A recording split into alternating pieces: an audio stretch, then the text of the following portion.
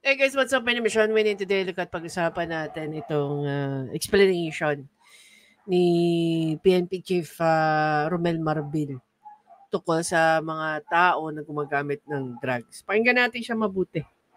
Napaka-ikli lang po na kanyang sinabi pero hindi mo alam kung para kasi Bongbong Marcos mapapakamot ka ng ulo dahil hindi mo alam paano mo aarokin yung mga pinagsasabi niya no? Parang, okay.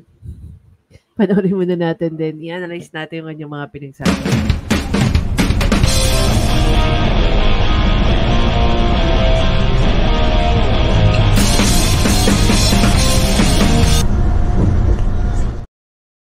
Ayan, pakinggan natin yung explanation niya about sa mga drug users. Remember, ang drugs kasi based sa economy natin eh. Ang drugs... Wait, sabi niya rito, PNP crime rate data went down to 62%. No? Kasi mga tao dito, just remember, no? And bakit may mga tao gumagamit ng drugs? Remember, hindi sila addict. Kasi gusto lang maging addict. Remember, ang gumagamit ng drugs sa mga tao natin, especially mga ayoko na, yung mga nagpapadagdag ng oras. Kasi pagka gumamit ka ng drugs, gising ka, nadadagdag ka. Remember, ang trabaho natin per ora dito. Hindi naman tayong sigurado eh. Now, my first question to PNP Marbil, PNP Chief Marbil.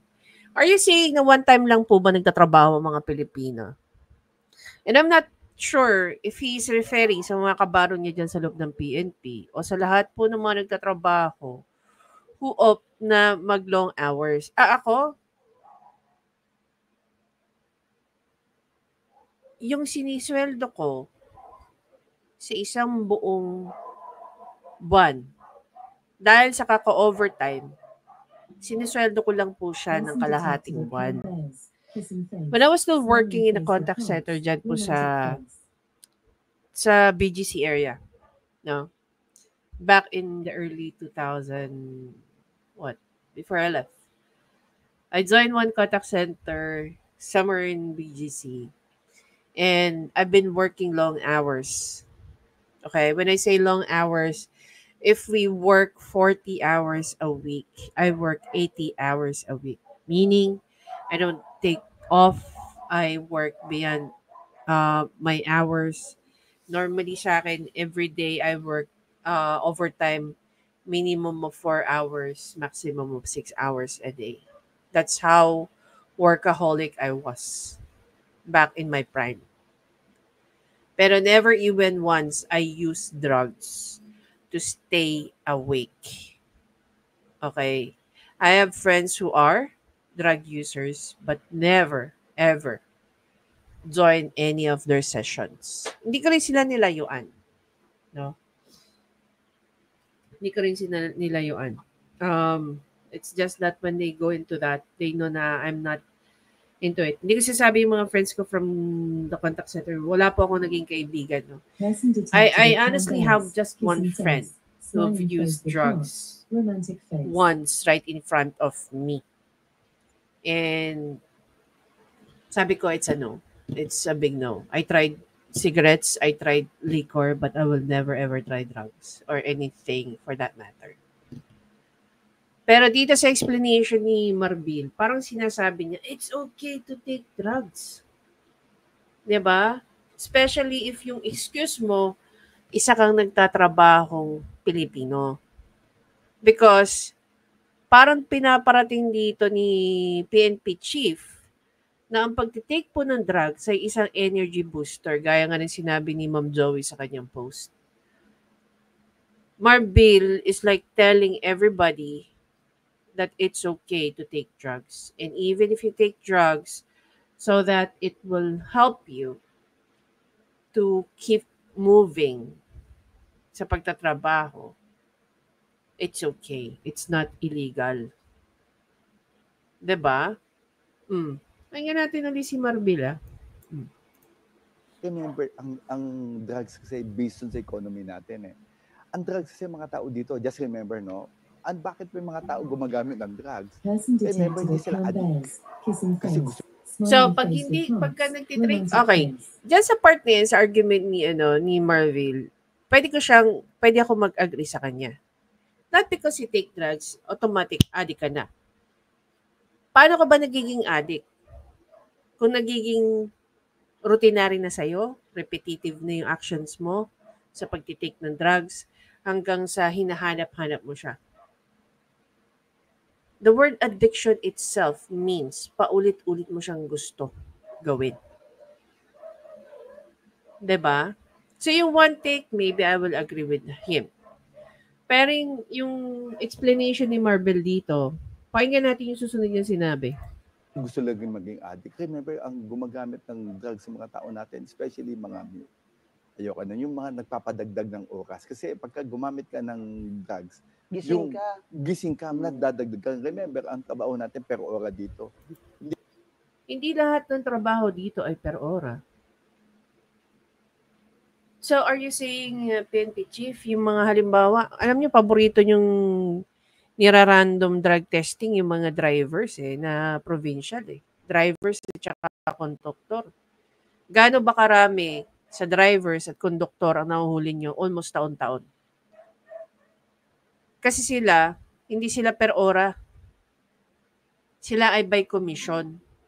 Hindi sila gaya ng mga established bus company na hindi per biyahe ang labanan. May buwan ng sahod, may incentive, and so on and so forth. Doon sa mga hindi pa ganun ka-establish, porsyentuhan ng labanan. So, the more na marami ka nagiging biyahe, the more na meron kang may uwi na maayos na pera sa pamilya mo. In the case na sinasabi mo, it doesn't apply to them. Diba? So, are you saying then PNP Chief Marbil, na dyan sa loob ng PNP, pag kulang yung mga tao ninyo, okay lang ba sa inyo? Okay lang sa inyo na nagtitake ng drugs sa mga tao ninyo? Dahil meron kang kayang gawin na excuse dahil they work long hours? Is that what you're saying here? Huh? Ang addict, nagiging addict yan.